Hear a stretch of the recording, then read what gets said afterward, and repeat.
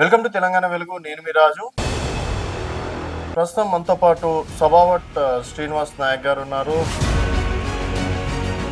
నేను నా జాతి కోసం 100 సార్లు వణికిన సిద్ధం. ఇప్పటికి చాలా సార్లు పోయించాను. వెళ్ళినా కూడా డైరెక్ట్ వార్నింగ్ ఇస్తారంట, బెదిరింపులకు గురి చేస్తారంట. అది డెఫినెట్గా నాకే రావాలి, అది ఇది. భయపెట్టడం అంటే కొన్ని సిచ్యువేషన్లు బెదిరిస్తాం. అంటే మొంగటోడు ఎలాంటోడు, వాడి ఉద్దేశం ఏమున్నది దాన్ని బట్టి ఉంటుంది తప్ప మనం ముట్టికి బెదిరియడానికి మనము. మీరు మరి మొన్న ఎంపీ ఎలక్షన్స్లో ఇండిపెండెంట్గా పోటీ చేయడం అనేది జరిగింది మహబూబ్ నగర్. అంటే నిజంగా ఎంపీ అవుదామని చేశారా, లేకపోతే మనం కూడా ఉన్నామని చెప్పేసి? పోటీ చేసే ముందే ప్రెస్ మీట్లో చెప్పడం జరిగింది. ఏంటంటే నా జాతికి సంబంధించిన బిడ్డలకు ఈ రోజు దాకా మంత్రి పదవి ఇవ్వలేదు, మా గిరిజనులకు సరిగ్గా పట్టించుకోవడం లేదు. రేవంత్ రెడ్డి ప్రభుత్వం వచ్చిన తర్వాత లంబాడీలకు ప్రత్యేకంగా లంబాడీల మీద టార్గెట్ ఎక్కువ జరుగుతుంది. అంటే మీరు అందరితో గొడవలు పెట్టుకుంటారా, లేకపోతే అందరికి మిమ్మల్ని టార్చర్ చేయడం ఇష్టం ఉంటుంది అనుకో?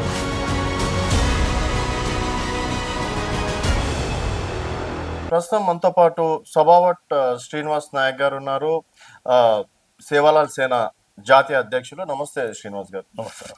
శ్రీనివాస్ గారు, మీరు అంటే బంజారాల కోసం గతంలో ఎల్హెచ్పిఎస్, ఇప్పుడు సేవాలాల్ సేన, అలాగే ఈ మధ్యకాలంలో చూసుకున్నట్టయితే మన తెలంగాణలో ఎస్పెషల్లీ బీసీ కులగణన కావచ్చు, తర్వాత ఎస్సీ వర్గీకరణ లాంటివి జరుగుతున్నాయి. అండ్ బంజారాలకు కూడా న్యాయం జరుగుతుందని చెప్పేసి అనుకోవచ్చా? మీరు ఆల్రెడీ బంజారా జాతి కోసం ఫైట్ చేస్తున్న నేతలే కాబట్టి. అంటే మేము కూడా టీఆర్ఎస్ ప్రభుత్వంలో బాగా ఫైట్ చేసినాం. రిజర్వేషన్ ఇష్యూ ఉండే, రిజర్వేషన్ 6% to 9% రావాలని పోరాటం చేసినాం. 2022లో రిజర్వేషన్ అమలు చేయడం జరిగింది. ఇప్పుడు ఎస్సీ వర్గీకరణ కానీ, ఇప్పుడు బీసీ కులగణన మొన్న అయింది.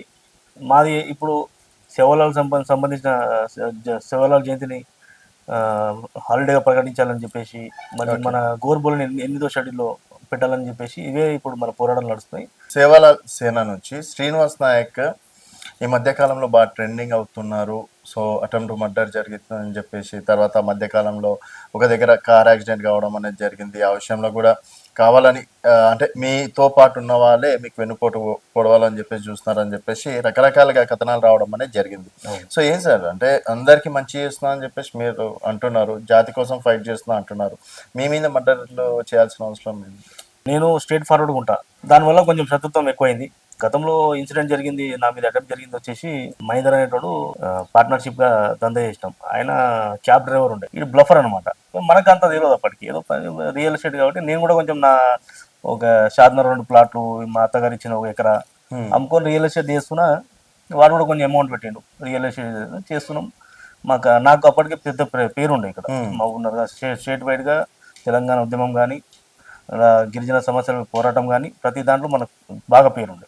ప్రతి తండల్లో అప్పటికి తండ తిరగడం కానీ, గ్రామ పంచాయతీ చేయాలని చెప్పేసి అనేక పోరాటాలు చేసినాం అప్పటికి. ఆ పేరు మీద నాకు బాగా సహకరించారు. మన తండలో ఉన్న ప్రజలందరూ బాగా సహకరించిన తర్వాత దేవుని దేవల అప్పటికి రియల్ ఎస్టేట్ రావడం, నోట్ల రద్దు కావడం, పబ్లిక్ మొత్తం పైసలు బయటికి తీయడం, దానివల్ల రియల్ ఎస్టేట్ బాగా తెలంగాణలో బాగా పెరిగింది.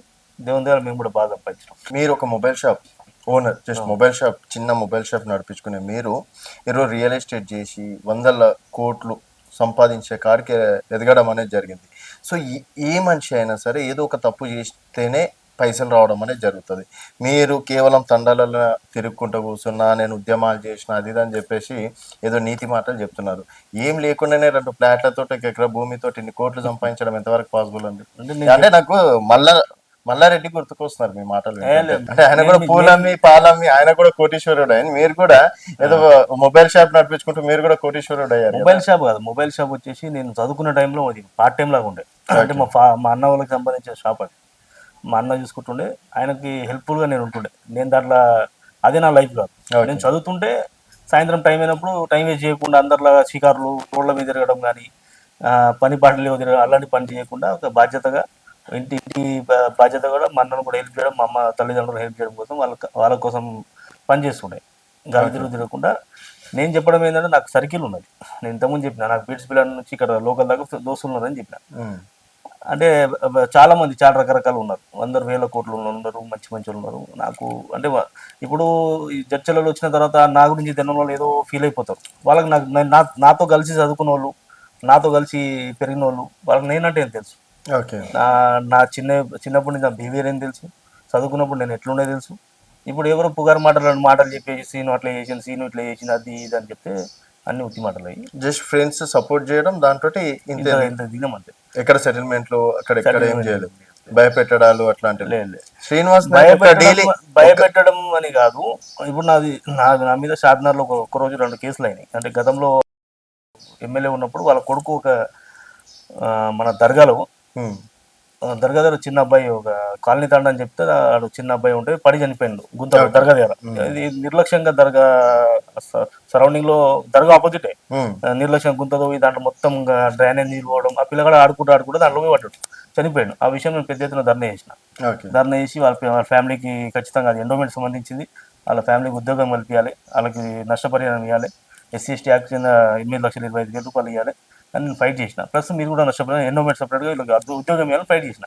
ఆ రోజు నాకు ఆ లోకల్ ఎమ్మెల్యే కొడుకు వాళ్ళు బెదిరించారు, అరే నువ్వు నీకేం పని మా కాన్స్టిట్యూన్సీలో నువ్వు రావద్దని. టీఆర్ఎస్ గవర్నమెంట్ మొత్తం అరాచకం ఉండే, రాష్ట్రం మొత్తం అరాచకం ఉండే. అక్కడ కామన్ మన చర్చలలో అయితే కామన్ కానీ షాద్నగర్ ఘోరం ఉండే. ఆ రోజు చెప్పినప్పుడు ఆ రోజు నాపై నువ్వు వెళ్ళిపో నీకేం పని అంటే, రాష్ట్ర అధ్యక్షుడిని నేను రాష్ట్ర వ్యాప్తంగా దేశవ్యాప్తంగా ఎక్కడైనా తిరుగుతా నేను పోరాటం చేసిన. ఆ రోజు వాళ్ళకి న్యాయం చేయించిన. దాని తర్వాత ఒక వారం రోజుల తర్వాత ఒక వాళ్ళ కమ్యూనిటీకి సంబంధించిన ఆయన 1970, 79, 83 2 సార్లు ఎమ్మెల్యే ఆయన పేరు. వాళ్ళ కొడుకు సంబంధించిన 2 acres ల్యాండ్ ఉండే మన బురుగుల శివార్లు హైవేకే ఉండే. ఆ ల్యాండ్ విషయంలో ఆయన కూడా కురుమోళ్ళు, వీళ్ళేమో యాదవ్స్. వాళ్ళ ఏదో ల్యాండ్ విషయంలో నా దగ్గర వచ్చిరాళ్ళు సాయిబాబా హాస్పిటల్ డాక్టర్ సాబాలు వస్తే ఆ ల్యాండ్ సాల్వ్ చేసిన. సాల్వ్ చేసినప్పుడు నా మీద అక్రమంగా 2 కేసులు వేసి షీట్ ఓపెన్ చేయడం జరిగింది. ఎవరు ఎందుకంటే ఆ కేసు ధర్నా చేసిండు, మాకు ఇంటలేడు, సాధనాలు ఏం పని వీనికి చేసి పడండి అని చెప్పేసి వేసి. సరే నేను నా జాతి కోసం 100 సార్లు పోనీకి సిద్ధం. ఇప్పటికీ చాలాసార్లు పోయించా జైలుకి. జైలు ఏం కొత్త కాదు, పోరాటాలు ఏం కొత్త కాదు. ఏ రోజు ఏం భయపడకనే ఉంటాం, గట్టిగా నిలబడతాం. జాతి కోసం మన కమ్యూనిటీకి ముందు తీసుకెళ్ళడానికి ముందు వరుసలో నేను ఉంటా. ఓకే, అయితే అంటే మీరు ఏడికి వెళ్ళినా కూడా డైరెక్ట్ వార్నింగ్ ఇస్తారంట, బెదిరింపులకు గురి చేస్తారంట, అది డెఫినెట్గా నాకే రావాలి అది ఇది అని చెప్పేసి ఆ రేంజ్లో భయపెట్టిస్తారంటగా మనుషులు. లేదు లేదు, అది అన్ని అబద్ధం. భయపెట్టడం అంటే కొన్ని సిచ్యువేషన్లో బెదిరిస్తాం. అంటే మొంగటోడు ఎలాంటోడు వాడిని ఉద్దేశం ఏమున్నది దాన్ని బట్టే ఉంటుంది తప్ప మనం ముత్తికి బెదిరియడానికి మనం మార్కెట్లో కూడా ఎవరు లేరు బెదిరికోవడానికి. అందరికి రాజ్యాంగం తెలుసు, చదువుకున్నారు, పోలీస్ స్టేషన్లు ఉన్నాయి, అన్నీ ఉన్నాయి, అందరు తెలుసు. మనకు అలాంటివి మాట్లాడలేదు. మరి ఇప్పుడు సరే బీఆర్ఎస్ ప్రభుత్వం మీ మీద అప్పట్లో అక్రమంగా కేసులు పెట్టడం అనేది జరిగింది. తర్వాత కాంగ్రెస్ ప్రభుత్వంలో ఏమన్నా అటాచ్మెంట్ ఉందా? కాంగ్రెస్ నేతలు ఎవరైనా సపోర్ట్ చేస్తున్నారా ఇప్పుడు? మరి అంటే అప్పుడైనా ఇప్పుడైనా ఉన్నారు. మా గురువు మల్రాయ్ గారు ఉన్నారు. ఆయన ఇప్పటికీ ఈ రోజు కాదు ఎప్పటి నుంచో నాకు తోడుగున్నాడు ఆయన. ఓకే, రాజకీయంలో కూడా గురువు ఉన్నారు అయితే మీకు? రాజకీయంగా ఏదైనా సపోర్ట్ చేస్తారు? ఏదున్నా కాదు, ఓన్లీ రాజకీయ పరంగా ఏమైనా ఉంటే మంచిగా ఉంటేనే చేస్తాడు, చెడుదానికి ఆయన ఇన్వాల్వ్మెంట్ కాడు, రావద్దంటాడు. అయితే మీరు మరి మొన్న ఎంపీ ఎలక్షన్స్లో ఇండిపెండెంట్గా పోటీ చేయడం అనేది జరిగింది మహబూబ్ నగర్లో. అంటే నిజంగా ఎంపీ అవుదామని చేశారా, లేకపోతే మనం కూడా ఉన్నామా అని చెప్పేసి ఏదో ఫ్రీ పబ్లిసిటీ వస్తుంది కదా అని చెప్పేసి ఆ రకంగా చేయడం అనేది జరిగింది? లేదు లేదు లేదు, నేను ఎంపీ పోటీ చేసే ముందే ప్రెస్ మీట్లో చెప్పడం జరిగింది. ఏంటంటే నా జాతికి సంబంధించిన బిడ్డలకు ఈ రోజు దాకా మంత్రి పదవి ఇవ్వలేదు, మా గిరిజనులకు సరిగ్గా పట్టించుకోవడం లేదు. రేవంత్ రెడ్డి ప్రభుత్వం వచ్చిన తర్వాత లంబాడీలకు ప్రత్యేకంగా లంబాడీల మీద టార్గెట్ ఎక్కువ జరుగుతున్నాయి అని చెప్పేసి ఎంపీ కంటెస్ట్ చేయడం జరిగింది. దాంతోపాటు కొన్ని అక్రమ కేసులు నా మీద నమోదు చేయడం జరిగింది. ఆ దేవుడు చూసుకుంటాడు, దేవుడు అంటే ఉన్నాడు, ప్రతి దానికి సమాధానం ఉంటుంది. అంటే దేవుడు ఇస్తాడు, మనం నేను చేసేది ఏం లేదు. కానీ ఆయన నాకు ఇబ్బంది అయితే పెట్టడం జరిగింది. నాకు ఒక 20 రోజులు జైలు పంపించడం జరిగింది. కాంగ్రెస్ వాళ్ళు క్యాండిడేట్స్ వాళ్ళే ఉన్నారు, బీజేపీ వాళ్ళు ఉన్నారు, టీఆర్ఎస్ వాళ్ళు ఉన్నారు. మధ్యలో మేము పోతే 31 మందిలో మమ్మల్ని టార్గెట్ చేసి స్పెషల్ టార్గెట్ చేసి జైలు పంపించి నన్ను అన్ని రకాలుగా బెదిరియడానికి ప్రయత్నం చేశారు. ఏం శ్రీనివాస్ గారు, మీకు ఎక్కడికి వెళ్ళినా శత్రువులు ఎక్కువ ఉన్నట్లున్నారు. అక్కడ చూసుకున్నట్టయితే టీఆర్ఎస్ అధికారంలో ఉన్నప్పుడు వాళ్ళు టార్చర్ పెట్టారని చెప్పేసి అంటున్నారు. ఇప్పుడు అధికారంలో కాంగ్రెస్ లో ఉన్నప్పుడు ఏకంగా మీ ఎమ్మెల్యేనే టార్చర్ పెట్టారు, దాదాపు 20 రోజులు జైలు. అంటే మీరు అందరితో గొడవలు పెట్టుకుంటారా, లేకపోతే అందరికి మిమ్మల్ని టార్చర్ చేయడం ఇష్టం ఉంటుంది అనుకో? టార్చర్ అనేది కాదు కానీ వాళ్ళకి ఎవరో రాంగ్ ఇన్ఫర్మేషన్ ఇస్తున్నారు. ఓకే, అదే షార్ట్ టైంలో పైకి రావడం, బిజినెస్ బాగా చేయడం, అన్ని రకాలుగా. ఇంకోటి మా చర్చలలో లంబాడి సింగిల్ క్యాస్ట్, ఓకే, మా కమ్యూనిటీ క్యాస్ట్ ఓట్స్ 50,000 పైన ఉంటాయి. 50,000 పైన ఉంటాయి. కాబట్టి టార్చర్ అని కాదు కానీ ఇబ్బంది పెడుతున్నారు. మరి మిమ్మల్ని ఇంత ఇబ్బంది పెడుతున్నప్పుడు మేము గురువు మల్లురవి గారే ఉన్నారు. సో ఆయన ఒక ఎంపీ పొజిషన్ లో ఉన్నారు, రేవంత్ రెడ్డి గారికి చాలా దగ్గర. సో వారిని ఎప్పుడు కలిసి అడగలేదా ఈ విధంగా రాజకీయాలు జరుగుతున్నాయినా మీద అని చెప్పేసి? లేదు, ఆయనకి ఇలాంటి విషయాలు ఏం చెప్పలేదు. సమయం వచ్చినప్పుడు చెప్తాం. అంటే ఇప్పుడు పోలీస్ పరంగా కొన్ని ఇప్పుడు మొన్న జరిగిన కేసులో కూడా నాపై మళ్ళీ గతంలో జరిగినట్టే మా డ్రైవర్ని మళ్ళీ కొనుగోలు చేశారు. ఆ విషయంలో నేను కంప్లైంట్ చేయడం జరిగింది. కంప్లైంట్ ఇస్తే దాదాపుగా 5-6 రోజులు అసలు వాళ్ళ ఫోన్లు సీజ్ చేయకుండా ఏం చేయకుండా కాలయాపన చేసిన తర్వాత వానికి నేను మా బీజేపీ గిరిజన మోర్చా రాష్ట్ర అధ్యక్షుడు కళ్యాణ్ వచ్చినాడు. వచ్చి ఆయన మేము మద్దతు ఇస్తున్నామని చెప్పేసి ప్రకటించారు. దాని నెక్స్ట్ డే వాళ్ళతో కావాలని చెప్పేసి వాళ్ళతో స్టేట్మెంట్ ఇప్పించింది. వాళ్ళకి డబ్బులు ఇచ్చి ఏదో సంథింగ్ చెప్పించి ఏదో వాళ్ళ దాంట్లోనే పాయింట్ ఏంటంటే వాళ్ళే ఒప్పుకున్నారు. నేను లొకేషన్ ట్రై చేసినాను వాళ్ళే అంటారు, వాడు మంచోడని వాడే అంటాడు, జమలప్ప మంచోడని వాళ్ళే అంటారు, అన్నీ వాళ్ళే ఒప్పుకున్నారు. అసలు ఏం జరిగింది అనేది పోలీసు వాళ్ళు ఎంక్వైరీ చేయాలి. ఈ రోజు దాకా గన్ కోసం చేసిన గన్ మ్యాన్ కోసం చేసిన బదనాం చేస్తున్నారు. గతంలో కూడా ఇంత పెద్ద యాక్సిడెంట్ జరిగింది నా మీద. నేను ఉన్న కార్ని సగం అయిపోయింది. నా కార్ నేను నా ఎంబడి శివలాల్ మహారాజ్ ఉన్నాడు. ఎవ్వరు ఈ రాష్ట్రంలో ఎవ్వడిని కుట్రలు చేసినా, ఎవ్వడు ఎంత పెద్ద ప్రయత్నాలు చేసినా నన్ను ఎవ్వరేం చేయలేరు. ఎందుకంటే నేను నీతిగా నిజాయితీగా మా నాయన ఇక్కడ బాలనగర్ల రాజబోయి మండల వందల వేల మందికి భోజనం పెడుతున్నాం మేము. మా ఇంట్లో వచ్చిన హైదరాబాద్లో అప్పటికి హైదరాబాద్ మా లంబాడి కమ్యూనిటీకి హైదరాబాద్ అనేది చాలా తక్కువ తెలుసు. అంటే ఇక్కడ నుంచి వెళ్ళడం చాలా కష్టం ఉంటుండే. మా ఇంట్లో ఉంటుండే చాలా వేల మంది. అంటే చాలా మందికి మేము ఫుడ్ పెట్టినాం. ఆ పుణ్యం మీద మనం కాపాడుతున్నది. మేము కూడా చాలా మా నాయనలాగానే నేను కూడా సేవ కార్యక్రమాలు అంటే నాకు తోచినంత. అయితే శ్రీనివాస్ గారు, ఇప్పుడు నేను విన్న కాడికి, మిమ్మల్ని ఎంక్వైరీ చేసిన కాడికి, ఇంటర్వ్యూకి ముందు మీరు ఎక్కడికైనా డీల్కి వెళ్తే, లేకపోతే రియల్ ఎస్టేటే అనుకుందాం, సో అక్కడ వచ్చినటువంటి పర్సంటేజ్లో వెనకలు ఉండేటోళ్ళకి సరిగా న్యాయం చెయ్యడు అని చెప్పేసి అట్లేమన్నా ఉందా? అంటే ఆ విషయంలోనే మహేందర్ రివర్స్ అయ్యారని చెప్పేసి విన్నాము. లేదు మీరు అన్నటువంటి లేదు అంటే డబ్బుల విషయంలోనే గొడవ అయ్యి వ్యక్తిగతంగా కక్షలు పెంచుకొని దీన్ని చిన్న ఇష్యూని పెద్ద వరకు చేసుకున్నారు. ఏం లేదు, వ్యక్తిగతం ఏం లేదు. గతంలో కొంతమంది పనిచేస్తుండే డ్రైవర్గా నా ఎంబడి తిరగడానికి. దానికి వాళ్ళు కొంచెం మేము దూరం పెట్టడం జరిగింది. దూరం పెట్టిన తర్వాత అంటే ఎందుకు దూరం పెట్టినామంటే వాళ్ళు మర్డర్ చేసి కేశంపేటలో మర్డర్ చేస్తే నా దగ్గర రావద్దని చెప్పి దూరం పెట్టేసినాం.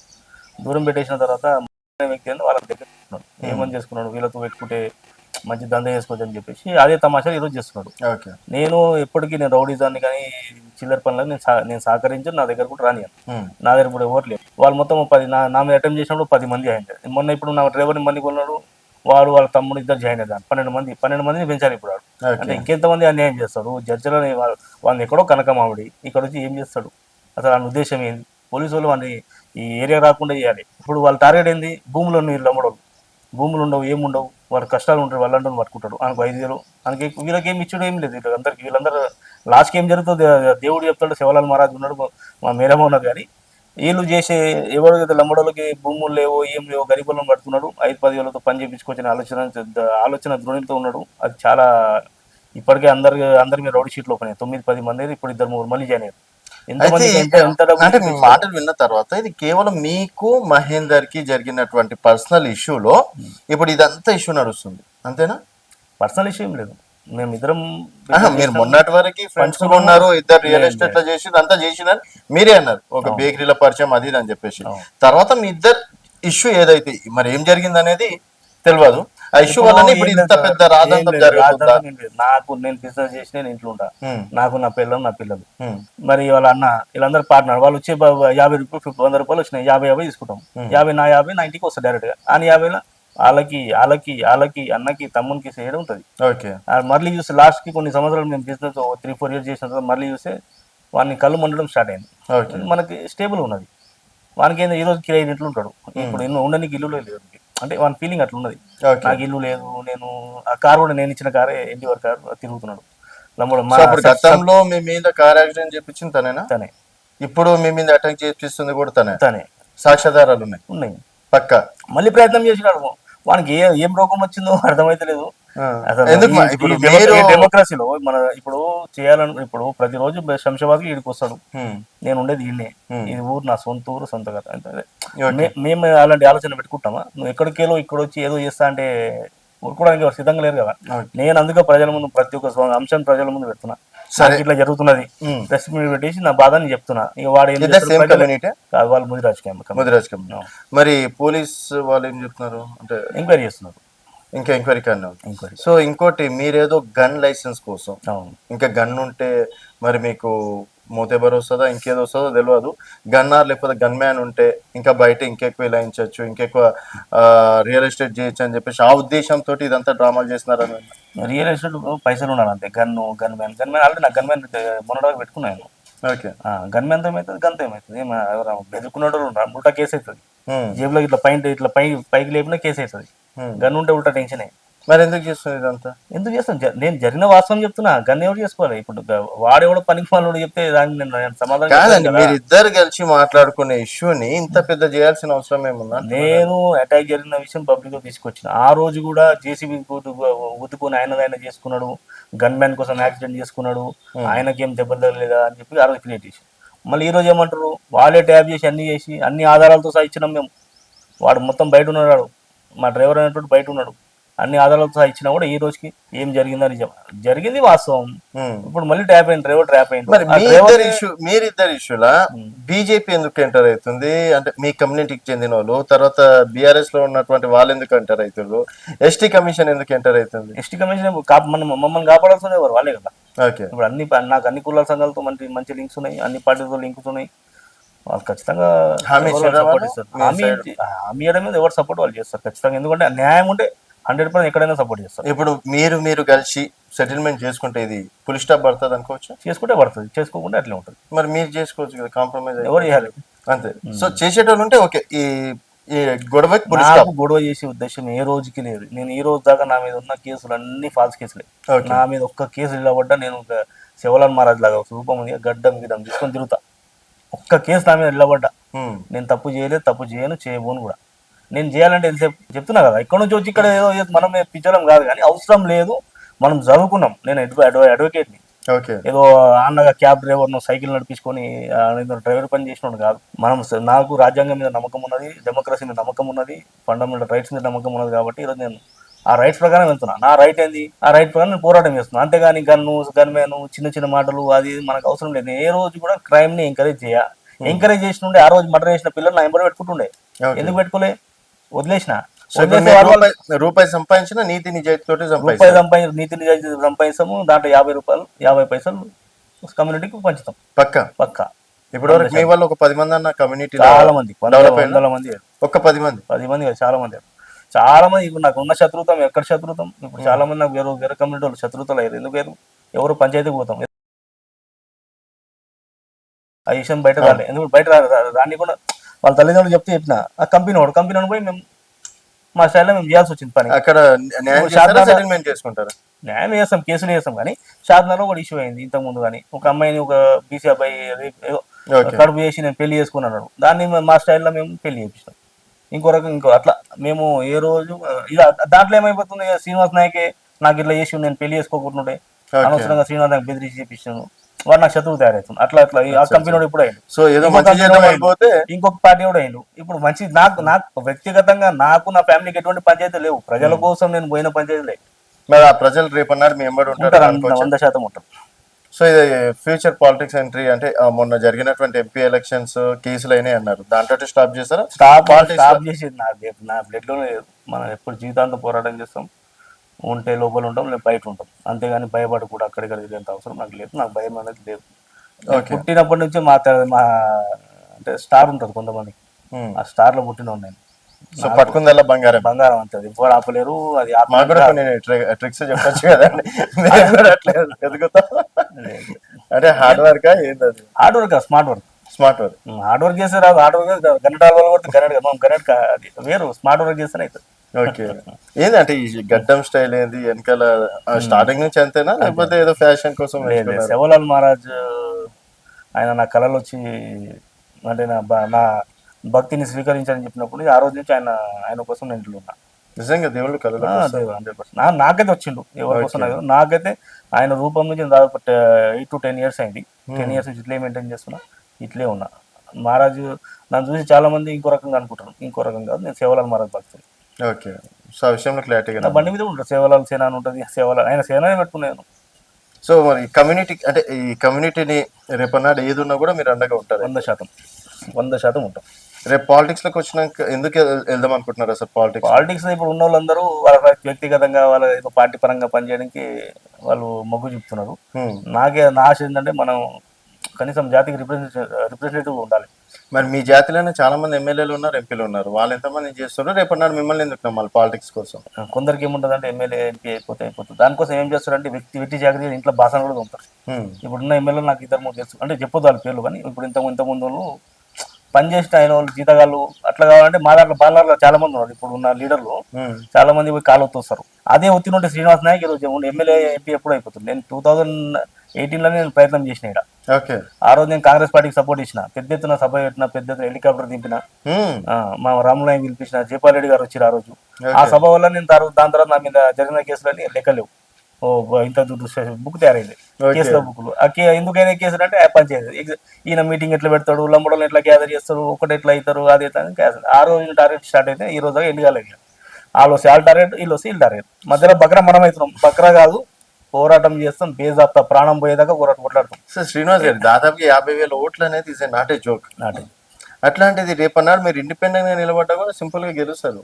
మరి మీరు జాతి కోసం ఇంతమంది ఇన్ని సేవా కార్యక్రమాలు చేసినా, ఎంతో మందిని ఉద్ధరించినా అంటున్నారు కదా, మరి వాళ్ళందరూ రేపన్నాడు మీ ఎంబడి ఉండొచ్చు కదా. మరి ఇక్కడ రాజకీయాలు నచ్చగా ఇలా టార్చర్, అంటే ప్రతి దాంట్లో ఇబ్బంది పెట్టడం ఇవన్నీ నచ్చగా నేను బోత్ కాన్స్టిట్యూన్సీ లో ఆదిలాబాద్ ఇక్కడ కూడా వద్దు ఇక పంచాయతీ వీళ్ళతో వీళ్ళు అంటే దంద చేసినా ఓర్వరు, ఏం పంచాయతీ చేసినా ఓర్వరు, మంచి చేసినా ఓర్వరు.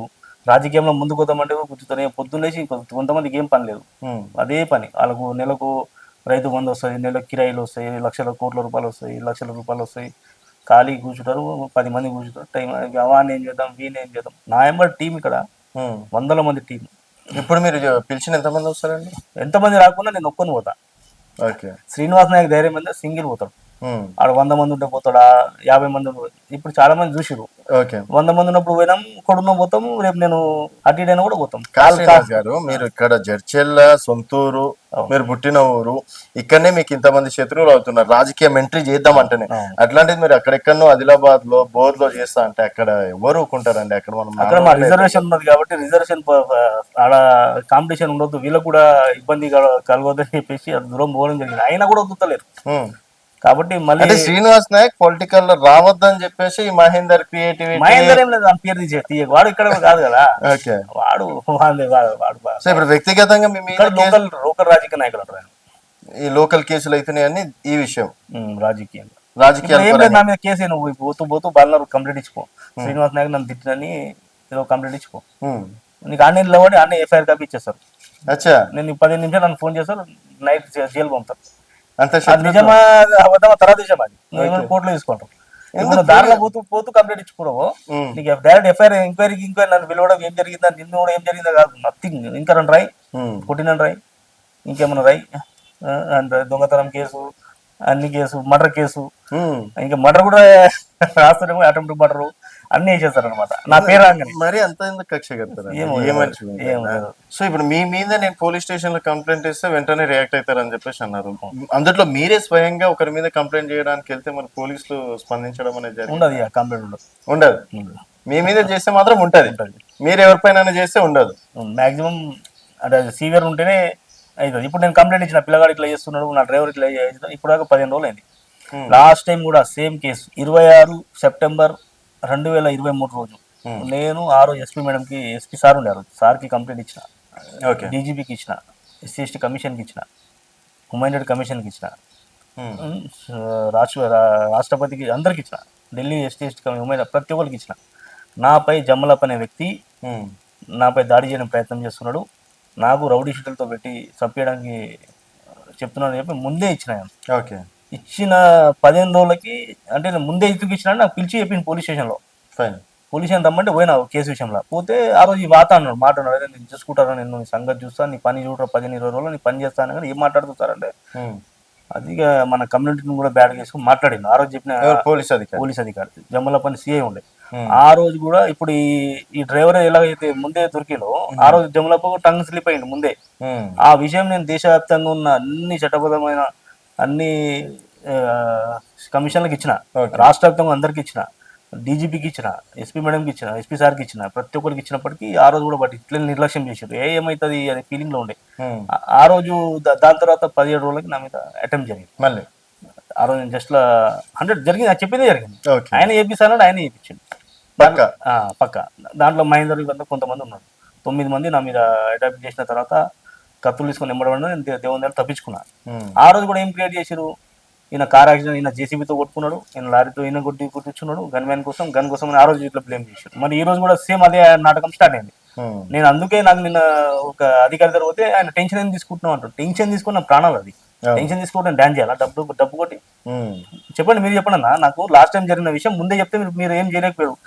నేను ఇది మొన్న నేను ఆర్టీఐ చేస్తే వాళ్ళు నాకు రిప్లై ఏంటంటే, లాస్ట్ టైం నేను ఇచ్చిన దానికి ఎందుకు పట్టించుకోలేదంటే, hence no action initiated in this regard, further inform the enquiry reports were also submitted on the subject to the SC commission, Lokayukta endorsement petitions etcetera ప్రొవైజ్ చేయాలి. అంటే ఈయన మీద ఏం యాక్షన్ అవసరం లేదు అని చెప్పి జమలపై మీద అప్పుడే ఇస్తే, ఆ రోజే వాడిని పిలిచి ఏం చేస్తున్నావు మిస్టర్ అది చెప్పి, ఏంది ఈయన ఇచ్చిన కంప్లైంట్ ఏందని ఆ రోజు అడిగిన ఉంటే, ఏదో ఎఫ్ఐఆర్ ఫైల్ చేసిన ఉంటే ఈ నా మీద ఇన్సిడెంట్ జరగకపోతే అప్పుడు మళ్ళీ ఇప్పుడు ఎఫ్ఐఆర్ చేసి మళ్ళీ టైం పాస్ చేస్తున్నారు.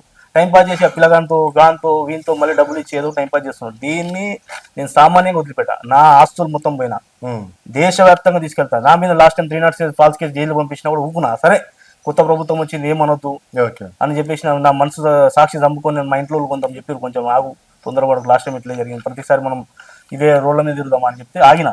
ఇప్పుడు నా మీద జరిగిన ఇన్సిడెంట్, జరగబోయే ఇన్సిడెంట్ ఇది. ఏం చేస్తుందో తెలియదు నాకు. అప్పటికే 26 రోజులు, 30 డిసెంబర్ నుంచి మొత్తం నా లొకేషన్ వాళ్ళు ట్యాప్ చేస్తున్నారు. ప్రతిరోజు సాయంత్రం పోయి పిల్లగాడు కలుస్తున్నారు. ఎందుకు కలుస్తున్నాడు ఏందనేది ఎంక్వైరీ చేయమని చెప్తే మరి ఉల్టా బ్లేమ్ చేయడం స్టార్ట్ చేశారు.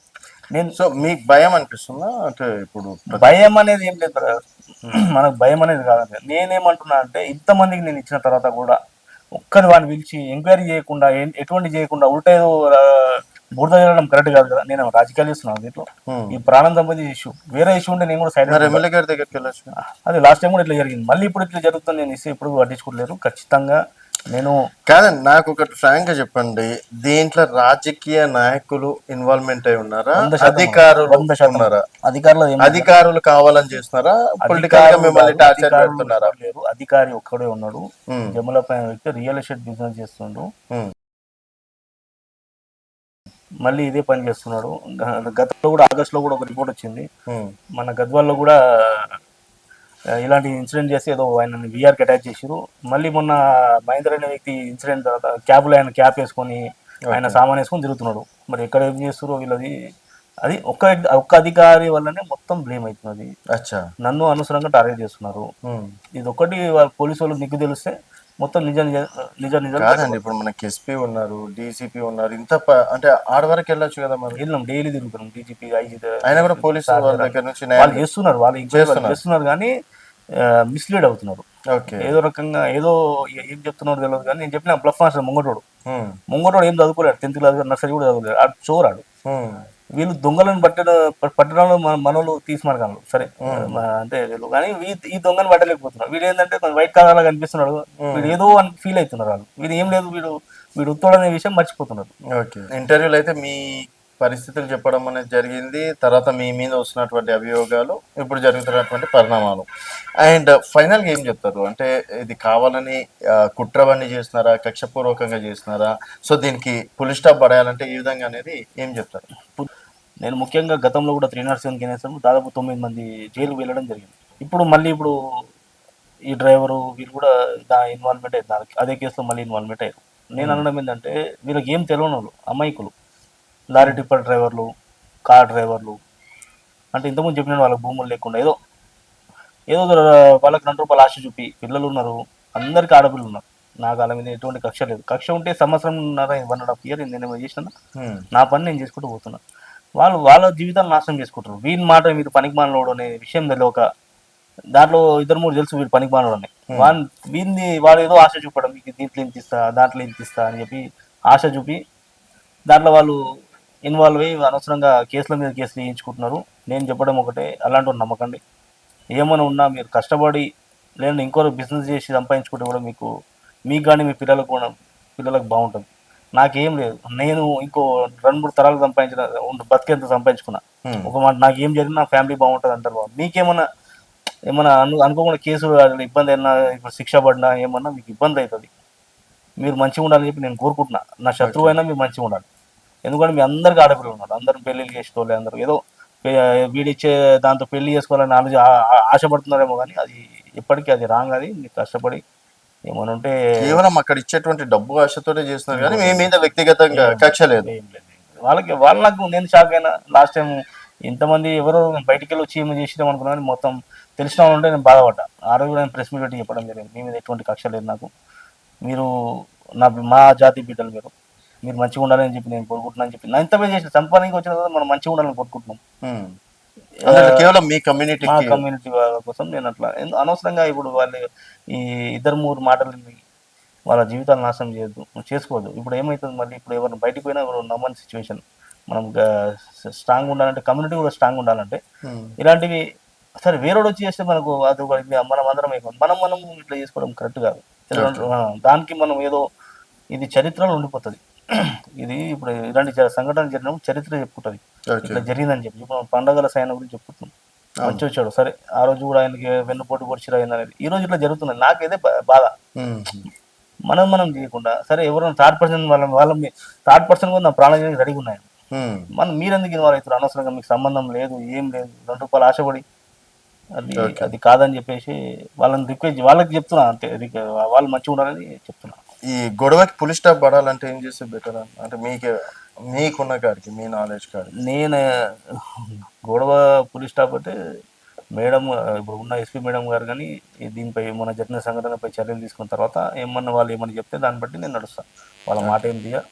ఎందుకంటే అధికారులు ఎప్పుడైనా మన ప్రజలు మంచి కోరే ఉంటారు కాబట్టి నేను కూడా వాళ్ళ మీద ఎటువంటి లేదు. కొంత చెప్పినా కొంతమంది అధికారి వాళ్ళు రియల్ ఎస్టేట్ ప్రోగ్రామ్ దాంట్లో ఇన్వాల్వ్మెంట్ అయ్యి వాళ్ళు బ్యాడ్ నేమ్ తెచ్చారు కాబట్టి నేను ఈ రోజుకి ఆయన పేరు హైకోర్టులో ఇంప్లీట్ చేయాలని చెప్పేసి, గత 307 కేసులో ఇంప్లీట్ చేయాలని చెప్పేసి నేను పిటిషన్ కూడా వేయడం జరిగింది.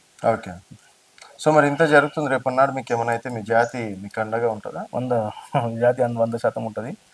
నాకేం జరిగినా, నాకేమైనా ముఖ్య వాళ్ళ కారణం సిఐ జమలప్ప, మహేందర్ అనేటువంటి, ఇది నేను నా వాగ్మూలంగా చెప్తున్నా, మీ ముందే చెప్తున్నా. నాకేం జరిగిన దీనికి ముఖ్య కారణం మహేందర్ అనే వ్యక్తి, సిఐ జమలప్ప, ప్లస్ నా 307లో కేసులో ఉన్న మిగతాలందరూ దీనికి కారణం. నాకేం జరిగిన ఇప్పటి నుంచి మళ్ళీ ఇప్పుడు ఈ ఆ డ్రైవర్ ఎంత విచిత్రం అంటే మా ఇంట్లో వంట చేస్తున్నాడు. ఇప్పుడు నేను పొద్దున బాడీ చెకప్ అని చెప్పి పోయినాం మేము, ఎందుకంటే ఏం పాయిజనస్ ఏమైనా ఇచ్చిండా అంటే, వంట చేసేవాడు మా పిల్లలకు అన్నం తినిపిస్తాడు, చిన్న పిల్లలు.